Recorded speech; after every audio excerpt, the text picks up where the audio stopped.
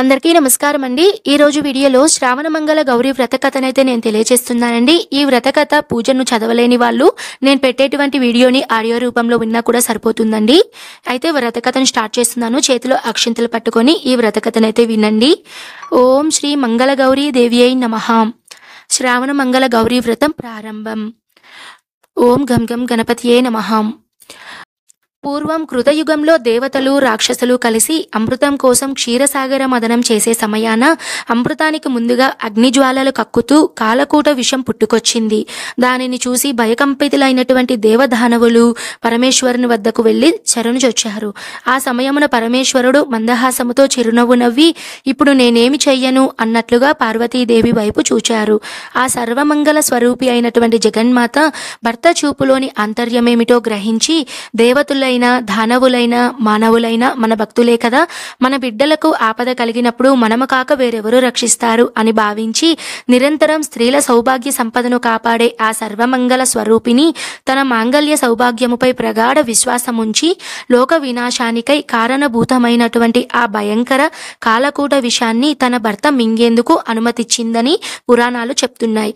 అట్టి కరుణాంతరమూర్తి పార్వతీదేవి, అట్టి సర్వమంగళ స్వరూపి అయినటువంటి భవానీమాతను కొత్తగా పెళ్ళైన స్త్రీలు శ్రావణ మంగళవారం అంటే శ్రావణ మాసంలో వచ్చే తొలి మంగళవారంతో శ్రావణ మంగళ గౌరీ వ్రతాన్ని విధిగా ప్రారంభించి 5 సంవత్సరాలు దీక్షగా ఆచరించాలి.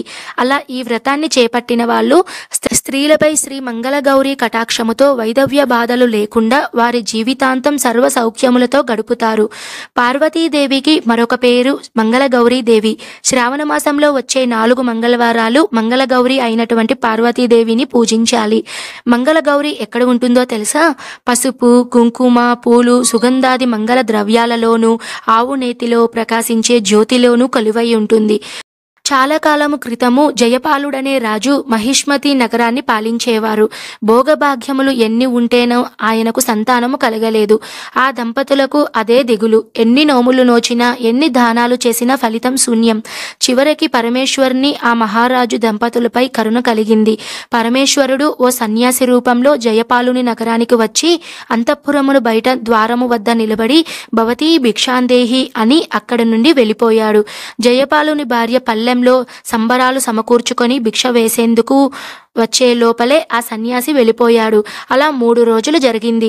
జరిగినదంతా భర్తకు వివరించింది. రేపు ఆ సన్యాసి వచ్చే ముందే నీవు సిద్ధంగా ఉండమని భార్యతో చెప్పాడు రాజు. మరుసటి రోజు సన్యాసి రావడంతో మహారాణి బంగారు పళ్ళెంలో సహా భిక్ష వేయబోయింది.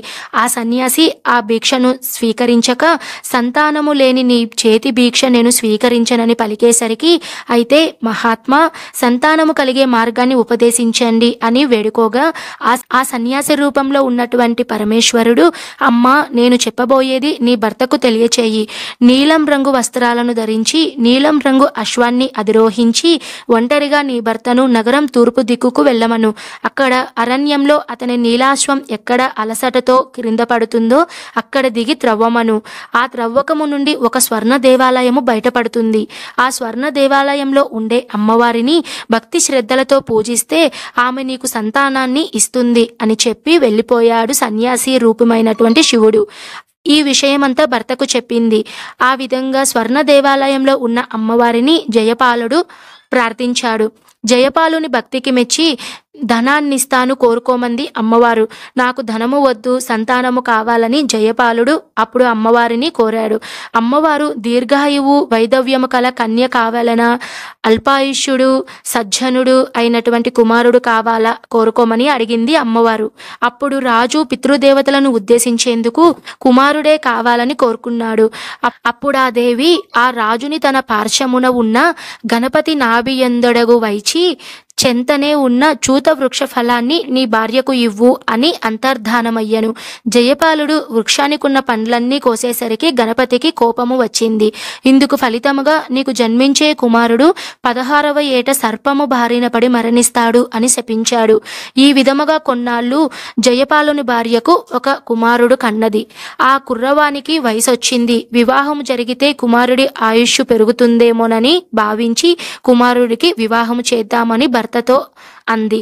కాశీ విశ్వేశ్వర్ని దర్శించి వచ్చాక వివాహం చేద్దాము అని చెప్పి తన కుమారుణ్ణి తన మేనమామతో కాశీకి పంపించారు. త్రోవలో వారు ప్రతిష్టానపురం చేరారు. అక్కడ వారిద్దరూ ఓ సత్రంలోకి ప్రవేశించారు. అక్కడ కొందరు కన్యలు ఆడుకుంటున్నారు. వారిలో సుశీల అనే కన్య మరొక కన్యతో గొడవ పడగా ఆ కన్య సుశీలను ముండా రండా అంటూ కోపముతో దుష్భాషలాడింది. అప్పుడు సుశీల, మా అమ్మగారు మంగళగౌరి వ్రతం చేస్తుంది కాబట్టి మా కుటుంబంలో ఎవరు ముండలు రండలు ఉండరు అంది కోపంతో. జయపాలుని కుమారుడు శివుడు, అతని మేనమామ ఇదంతా జరిగేటప్పుడు అక్కడే ఉన్నాడు. తన మేనల్లుడు అల్పాయుష్కుడు అన్న సంగతి అతని మామకి శివుడికి తెలుసు. మా ఇంట్లో ముండలు రండలు ఎవరు ఉండరు, మా అమ్మ శ్రావణ మంగళ గౌరీ వ్రతం చేస్తుంది అన్న సుశీల మాట వినేసరికి శివుడి మేనమామకు ఓ ఉపాయము తోస్తుంది. సుశీలను శివుడికిచ్చి వివాహము జరిపిస్తే అతనికి తప్పకుండా మంగళగౌరీదేవి అనుగ్రహం లభించి పరిపూర్ణ ఆయుష్కుడు అవుతాడని భావిస్తాడు.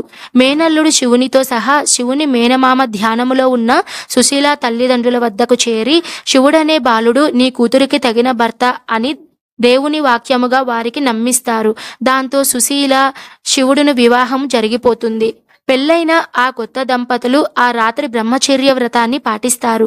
మంగళగౌరీదేవి ముత్తైదువు రూపంలో సుశీల కలలో కనిపించి, నీ భర్త అల్పాయుష్కుడు, ఈరోజు రాత్రి అతని ఆయువు చెల్లింది, ఈ దోషమునకు మార్గము చెబుతాను విను అని ఆ విధంగా చెప్పింది. కొద్దిసేపట్లో ఓ కృష్ణ సర్పము నీ భర్తను కరవడానికి వస్తుంది. వెంటనే నీవు నిండా పాలు ఉన్న ఓ కుండను దాని ముందు ఉంచి, అప్పుడు ఆ పాము ఆ ఘటంలోకి ప్రవేశించాక వస్త్రము ఆ కుండ మూతిని గట్టిగా కట్టి ఉదయాన్నే దాన్ని నీ తల్లికి వాయనమివ్వు. దాంతో నీ భర్తకు ఆ గండము తప్పిపోతుంది అని అంతర్ధానమవుతుంది. శివుడు తన మేనమామతో కాశీయాత్ర పూర్తి చేసుకొని తిరుగు ప్రయాణంతో భార్య సుశీలను తన ఇంటికి తీసుకొని వెళ్తాడు. విషయము తెలుసుకుందామని శివుడు సుశీలను తన ఆయువు ఎలా పెరిగిందని అడుగగా అంతా శ్రావణ మంగళ గౌరీ వ్రతం ప్రభావము చెప్పినది. ఈ విధముగా కృష్ణుడు ఈ కథను ద్రౌపదికి చెప్పాడు. ఒక శుభప్రదమైనటువంటి పీటను పసుపు కుంకుమలతో అలంకరించి దానిపై ఒక ఎండు కొబ్బరి చిప్పలో పసుపుతో చేసిన గౌరీదేవిని అలంకరించాలి. పసుపుతో వినాయకుని కూడా అలంకరించాలి. ముందుగా వినాయక పూజను చెయ్యాలి. కలశం ప్రతిష్ఠించే సాంప్రదాయం ఉన్నవాళ్ళు కలశాన్ని పెట్టి కలశ పూజను భావించాలి. ముందుగా వినాయకుడికి నైవేద్యం సమర్పించాక మంగళగౌరి లేక ఫణి గౌరీదేవి అష్టోత్తరం చదివి అమ్మవారి ముందు 5 కుడుములు, 5 పొరలు కలిగిన తోరాలు, 5 తోరాలు, 5 పిండి దీపారాధనలు అంటే బియ్యం పిండి బెల్లం మిశ్రమంతో చేసిన దీపాలండి, ఇవి పెట్టి పూజించాలి. పూజ పూర్తయిన తర్వాత అమ్మవారికి నైవేద్యం పెట్టి హారతి ఇచ్చి అమ్మవారి దగ్గర పూజలో పెట్టిన ఒక తోరం చేతికి కట్టుకోవాలి. పిండి దీపారాధనలు కూడా ఒకటి అమ్మవారికి, ఒకటి మనకి అంటే పూజ చేసిన వాళ్ళు, మిగిలిన 3 ముత్తైదువులకు తాంబూలంలో పాటు ఇవ్వాలి. వ్రతం చేసుకున్న మరునాడు అమ్మవారికి హారతి ఇచ్చి నైవేద్యం పెట్టి యథాస్థాన ప్రవేశయామి పూజార్థం పునరాగమనాయచ అని అమ్మవారికి ఉద్వాసన చెప్పాలి. అంటే అమ్మా నీ స్వస్థానానికి వెళ్ళి మళ్ళీ పూజకు మమ్మల్ని అనుగ్రహించు అని అర్థం. అంతటితో ఒక వారం వ్రతం సంపూర్ణమవుతుంది. పసుపు కుంకుమల సౌభాగ్యం కోసం, సత్సంతానం కోసం, అన్యోన్య దాంపత్యం కోసం మంగళ గౌరీ వ్రతాన్ని ఈ విధంగా ఆచరించాలి.